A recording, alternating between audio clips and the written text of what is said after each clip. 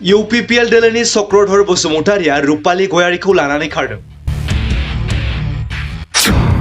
सालबारि block committee UPPL नि आफादगिरि चक्रधर बसुमतारिया गथ' गथाय फिसाय थाखानाय हिनजावखौ लानानै खारदों।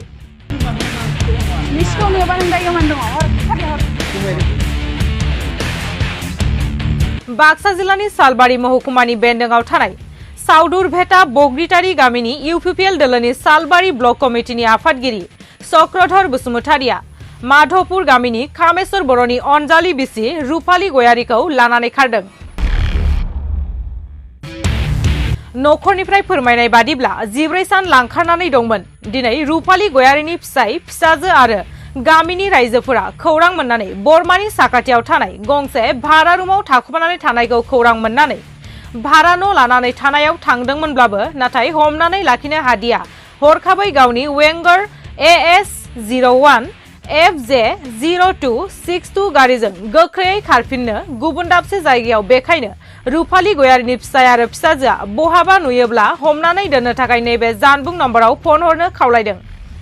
9365762940।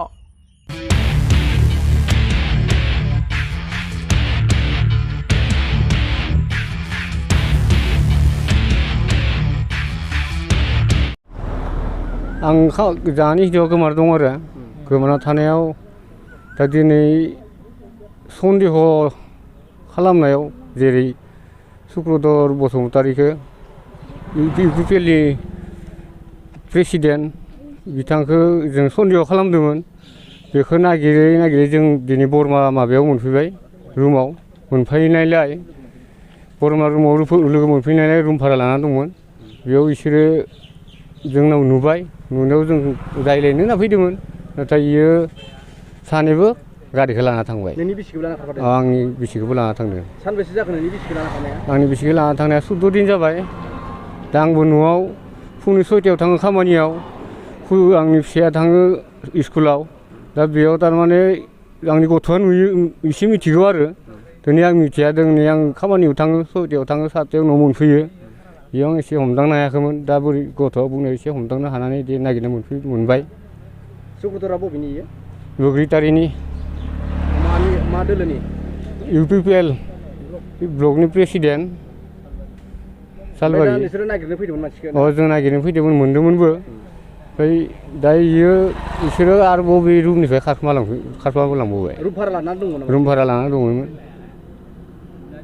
ब्लकनि चक्रधर UPPL नि प्रेसिडेन्ट ब्लकनि इयो जोंनि न'खरखौनो गाज्रि खालामबाय बा धंस' सिलिंखार खालामबाय।